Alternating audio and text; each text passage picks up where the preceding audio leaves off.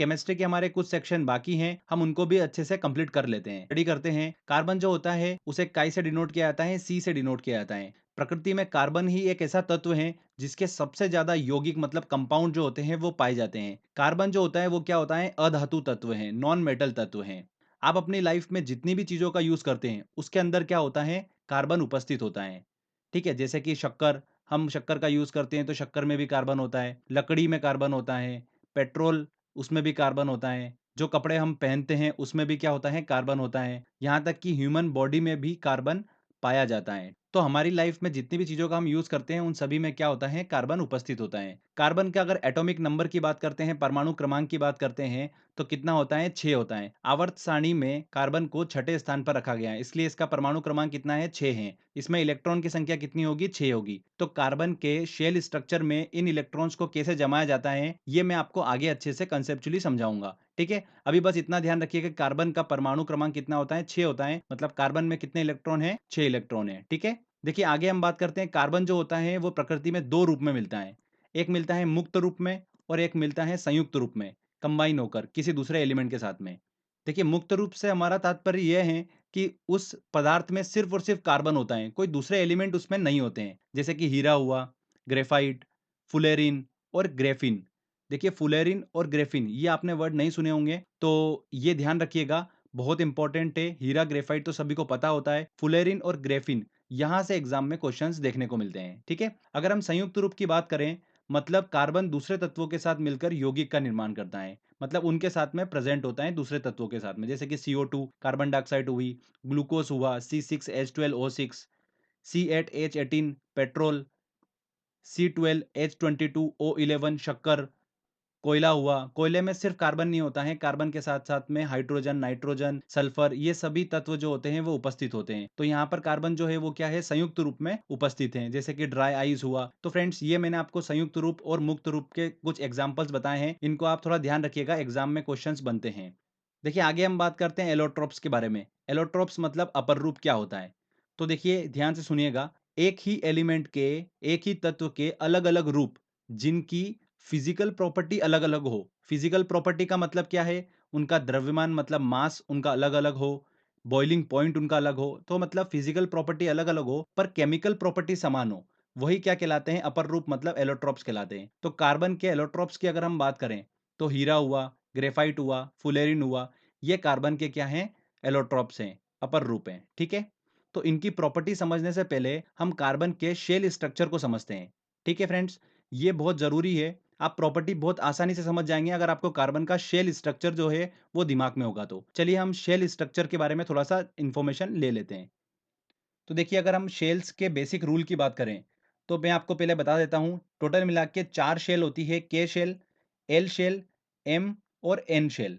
ठीक है, इस प्रकार से 4 शेल होती है। सबसे पास में देखिए नाभिक के कौन सी शेल होती है, के शेल होती है। यहाँ पर मैक्सिमम 2 इलेक्ट्रॉन रखे जा सकते हैं। उसके बाद में एल शेल आती है, इसके अंदर 8 इलेक्ट्रॉन मैक्सिमम रखे जा सकते हैं। एम शेल में 18 इलेक्ट्रॉन मैक्सिमम रखे जा सकते हैं और लास्ट में एन शेल में 32 इलेक्ट्रॉन मैक्सिमम रखे जा सकते हैं। तो ये एक इसका बेसिक रूल है। तो फ्रेंड्स हम बात कर रहे थे कार्बन की, तो कार्बन का शेल स्ट्रक्चर कैसा होगा, चलिए हम देख लेते हैं।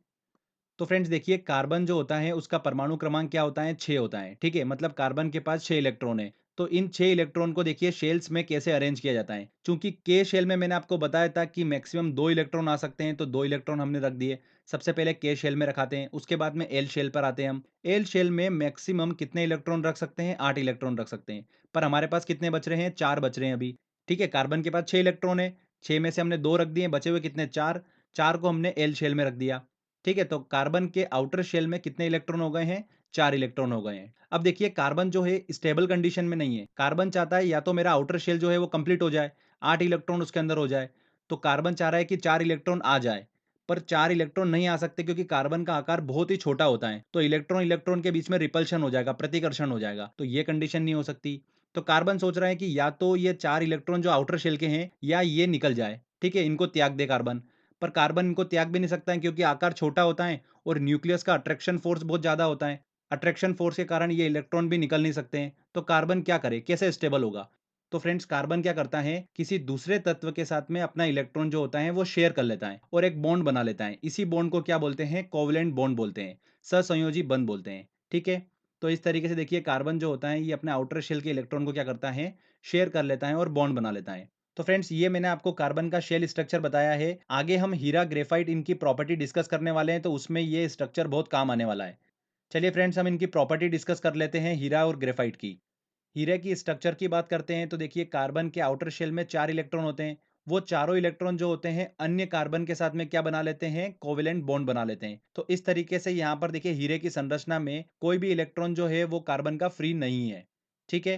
ग्रेफाइट की बात करते हैं तो देखिए यहाँ पर 4 इलेक्ट्रॉन कार्बन के पास आउटर शेल में होते हैं, उसमें से 3 इलेक्ट्रॉन जो होते हैं अन्य कार्बन के साथ में क्या बना लेते हैं, कोवेलेंट बॉन्ड बना लेते हैं, और यहाँ पर एक इलेक्ट्रॉन जो होता है वो फ्री होता है। तो फ्रेंड्स आप मुझे बताइए, हमने फिजिक्स में पढ़ा था कि फ्लो ऑफ इलेक्ट्रॉन जो होता है वो क्या कहलाता है, करंट कहलाता है। ठीक है।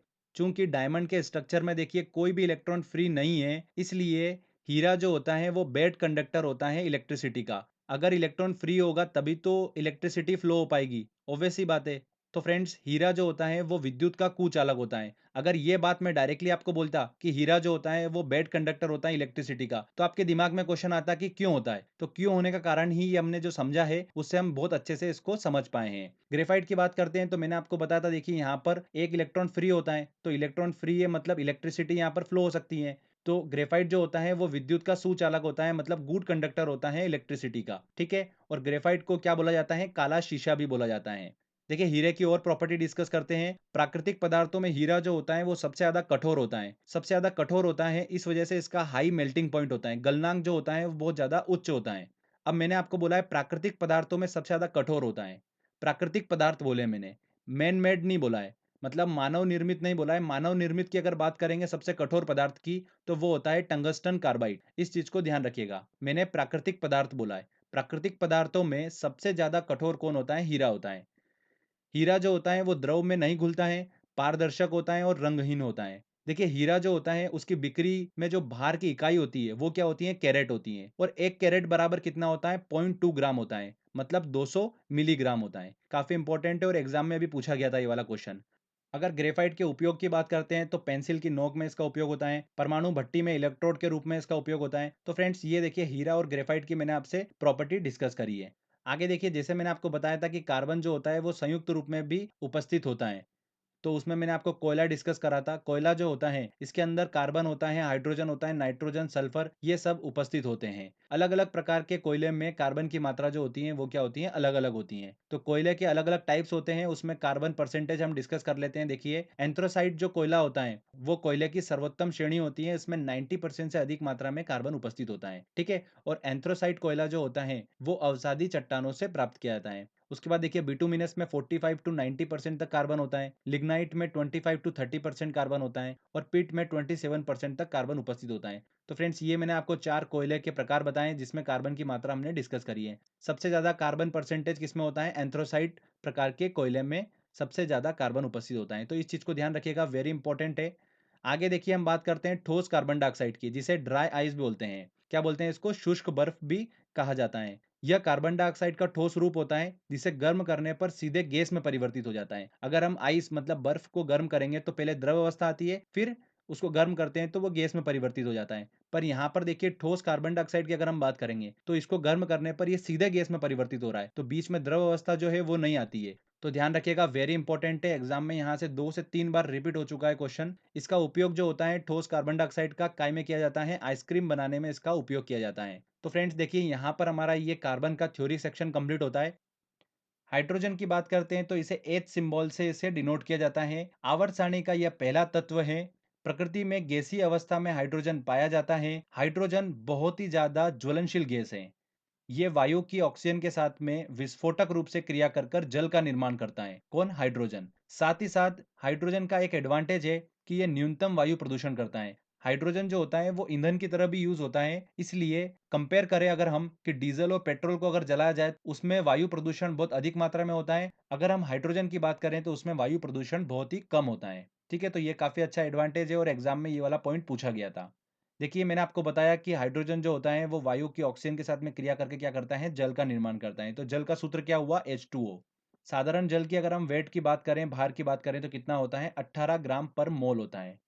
आगे देखिए ध्यान से सुनिएगा, हाइड्रोजन के 3 समस्थानिक पाए जाते हैं, आइसोटोप्स पाए जाते हैं, कौन कौन से, प्रोटियम, ड्यूटेरियम और ट्राइटियम। वेरी इंपॉर्टेंट है, ड्यूटेरियम यहाँ से क्वेश्चंस बनता है।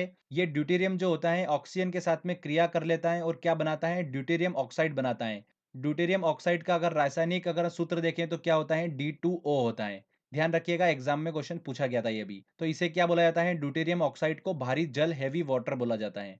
ठीक है फ्रेंड्स, इसका आणविक भार जो होता है वो कितना होता है, 20 ग्राम पर मोल होता है। साधारण जल से इसका भार जो होता है थोड़ा ज्यादा होता है, जैसा कि नाम से स्पष्ट है।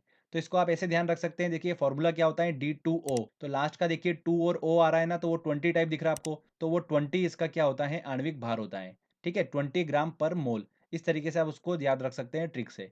हैवी वाटर जो होता है वो रंगहीन होता है, गंधहीन होता है और स्वादहीन होता है। इसकी खोज कब हुई थी, 1932 में इसकी खोज हुई थी। और किसने करी थी, यूरे और वॉशबर्न ने इसकी खोज करी थी। तो साइंटिस्ट का नाम भी याद रखिएगा, यूरे और वॉशबर्न ने इसकी खोज करी थी। भारी जल का देखिए उपयोग काय काय में होता है, मंदक की तरह, शीतलक की तरह इसका परमाणु ऊर्जा संयंत्रों में उपयोग होता है, मॉडरेटर और कूलेंट की तरह। ठीक है, ये क्या करता है, न्यूट्रॉनों की स्पीड को क्या कर देता है, स्लो कर देता है भारी जल। आगे देखिए, जल की बात कर रहे हैं तो एक और चीज एग्जाम में पूछी जाती है कि समुद्री जल को शुद्ध करने के लिए कौन सी प्रोसेस उपयोग में ली जाती है। तो कौन सी प्रोसेस ली जाती है, रिवर्स ऑस्मोसिस, उत्क्रम प्रसारण जो होता है, इस प्रोसेस का उपयोग किया जाता है समुद्री जल को शुद्ध करने में। ठीक है, तो ये वेरी इंपॉर्टेंट नोट है, इसको आप ध्यान रखिएगा। देखिए आगे हम हाइड्रोजन के उपयोग की बात करते हैं। तो हाइड्रोजन जो होती है, मैंने स्टार्टिंग में बताया था, ईंधन की तरह भी यूज होती है। तो रॉकेट ईंधन में इसका उपयोग किया जाता है क्योंकि ये कम वायु प्रदूषण करती हैं। हाइड्रोजन जो होती है वनस्पति तेल के साथ में क्रिया करती हैं 150 से 180 डिग्री सेल्सियस पर, किसकी प्रेजेंट में, निकल की प्रेजेंट में। और क्या बनाती है, वनस्पति घी का निर्माण करती हैं। इसे ही क्या बोलते हैं, हाइड्रोजनीकरण प्रोसेस बोलते हैं। वेरी इंपॉर्टेंट है, लास्ट ईयर एग्जाम में क्वेश्चन पूछा गया था यूपीपीसीएस में, तो इस चीज को ध्यान रखिएगा। यहाँ पर निकल जो है वो उत्प्रेरक का काम कर रहा है, कैटेलिसिस का काम कर रहा है। और कैटेलिसिस क्या होता है, कैटेलिसिस वो होता है जो रासायनिक अभिक्रिया की गति को क्या करता है, बढ़ा देता है। और अभिक्रिया के अंत तक खुद जो होता है वो अपरिवर्तित रहता है। तो इस चीज को आप ध्यान रखिएगा। तो ये आपको क्लियर हुआ, वनस्पति तेल हाइड्रोजन के साथ क्रिया करता है निकल की प्रेजेंट में और वनस्पति घी का निर्माण करता है। आगे देखिए, हाइड्रोजन जो होता है वो हेबर विधि में भी यूज होता है। हेबर विधि में हाइड्रोजन और नाइट्रोजन साथ मिलकर अमोनिया का निर्माण करते हैं। अमोनिया जो होता है वो जल में घुलनशील होता है। ये बहुत ही इंपॉर्टेंट प्रॉपर्टी है इसकी, एग्जाम में भी पूछा गया है ये वाला। अमोनिया जल में घुलनशील होता है और टीयर गैस की तरह ये यूज किया जाता है, कौन, अमोनिया। देखिए इसका इक्वेशन देखते हैं, तो N2 + 3H2 क्या बनाया इसने, NH3, अमोनिया का निर्माण करा, किसकी प्रेजेंट में, ये भी ध्यान रखिएगा, लोह चूर्ण की प्रेजेंट में। यहां पर कैटेलिसिस का काम कौन कर रहा है, लोह चूर्ण, हेबर विधि में। टीयर गैस की जैसे कि हमने बात करी, तो इसका केमिकल नाम जो है वो ध्यान रखिएगा, क्लोरोबेंजल मेलनोनाइट्राइट टीयर गैस का रासायनिक नाम है। ठीक है फ्रेंड्स, तो यहाँ पर देखिए ये हाइड्रोजन वाला चैप्टर हमारा देखिए कंप्लीट होता है। तो कार्बन और हाइड्रोजन ये दोनों सेक्शन हमने अच्छे से डिस्कस करे हैं। जितने भी मैंने आपको पॉइंट बताए ये सारे पॉइंट वेरी इंपॉर्टेंट है और एग्जाम में पूछे जाते हैं यहाँ से क्वेश्चंस। तो चलिए, थ्योरी सेक्शन हमारा कंप्लीट हो चुका